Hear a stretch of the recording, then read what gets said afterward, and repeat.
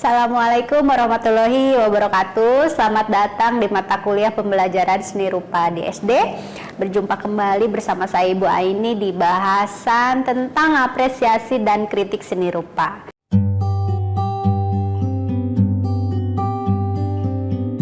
Nah, kali ini kita akan membahas tentang kebutuhan akan apresiasi dan kritik seni rupa, serta kegiatan apresiasi dan kegiatan kritik seni.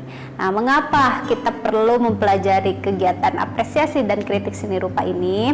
Supaya nanti saat Anda berada di lapangan, Anda mampu menguraikan tentang topik atau teori, serta praktek ketika membimbing anak didik dalam melakukan apresiasi ataupun kritik seni rupa.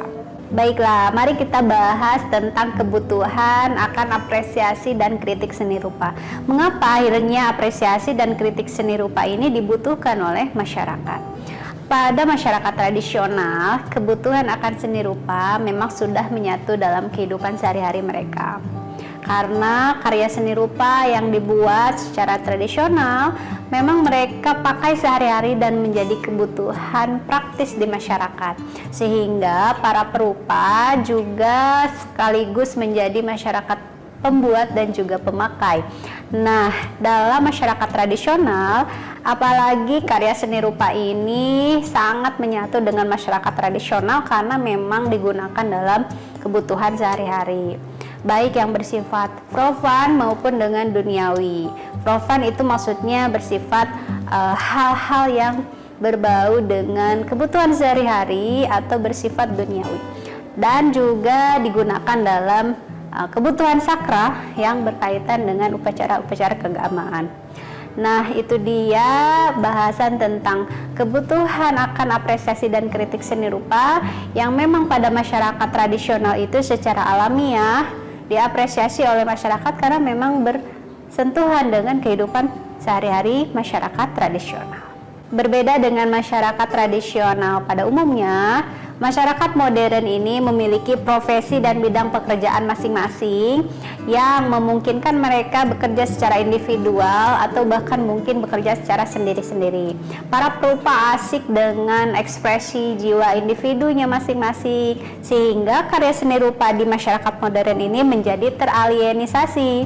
Nah, teralienisasinya karya seni rupa di masyarakat ini menghadirkan kesadaran bahwa perlu upaya untuk menjembatani karya seni rupa supaya bisa diakses atau dinikmati oleh masyarakat banyak.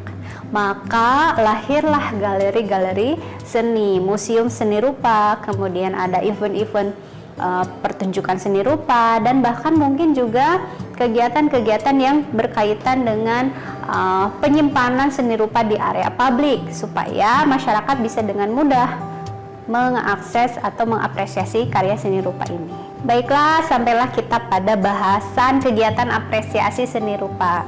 Kegiatan apresiasi seni rupa merupakan kegiatan yang bersifat pengamatan atau mengamati karya seni rupa untuk menemukan rasa estetik atau nilai dari sebuah karya seni yang akhirnya akan melahirkan suatu penghargaan atau apresiasi terhadap karya seni tersebut.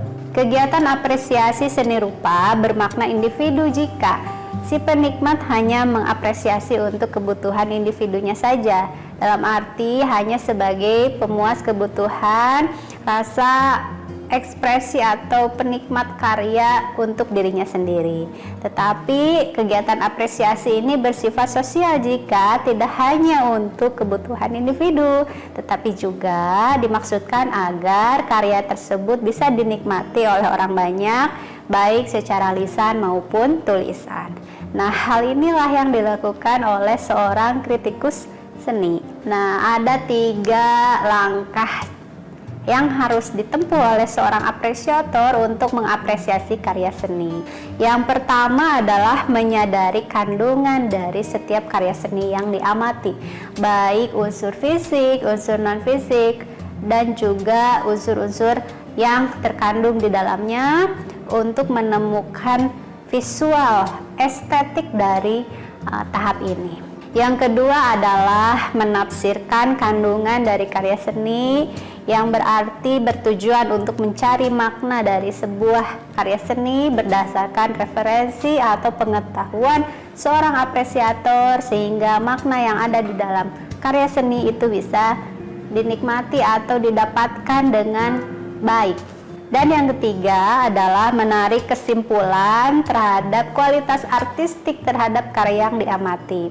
Nah, ketiga hal tersebut itu berlangsung dalam diri apresiator atau ketika kita sedang melakukan apresiasi. Jadi hal ini berlangsung secara individual. Jika tadi kita membahas tentang kegiatan apresiasi seni rupa, maka kali ini kita akan bahas tentang kegiatan kritik seni rupa. Kegiatan kritik seni merupakan kegiatan yang dilakukan secara lisan maupun tulisan yang bertujuan untuk mensosialisasikan suatu karya seni kepada khalayak umum atau masyarakat luas.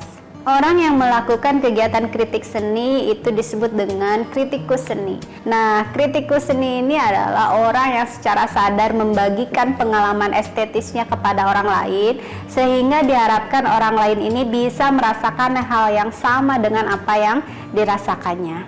Kritikus seni adalah orang yang betul-betul memiliki pengetahuan atau kepekaan estetis yang lebih baik daripada orang lain.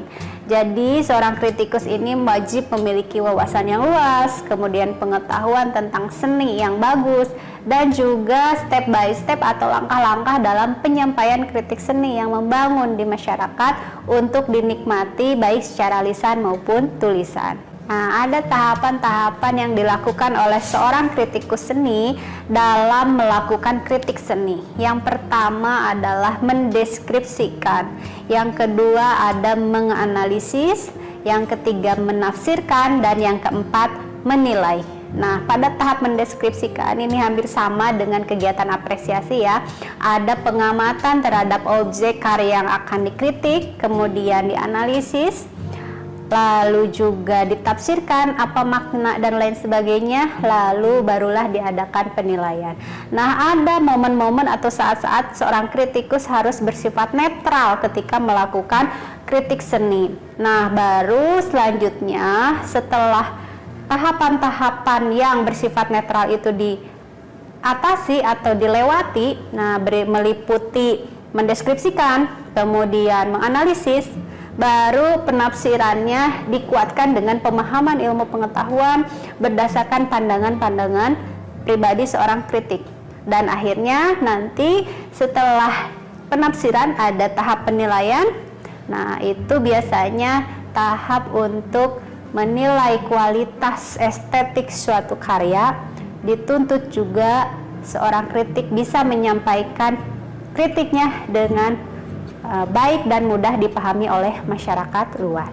Kegiatan apresiasi dan kritik seni rupa ini adalah kebutuhan yang harus dipenuhi untuk masyarakat, karena memang melalui kegiatan apresiasi dan kritik inilah karya-karya seni rupa mampu disosialisasikan atau bisa sampai kepada khalayak atau masyarakat. Nah, dalam masyarakat tradisional, kegiatan apresiasi ini secara alami bisa terselenggara dengan alamiah karena memang menjadi kebutuhan praktis sehari-hari.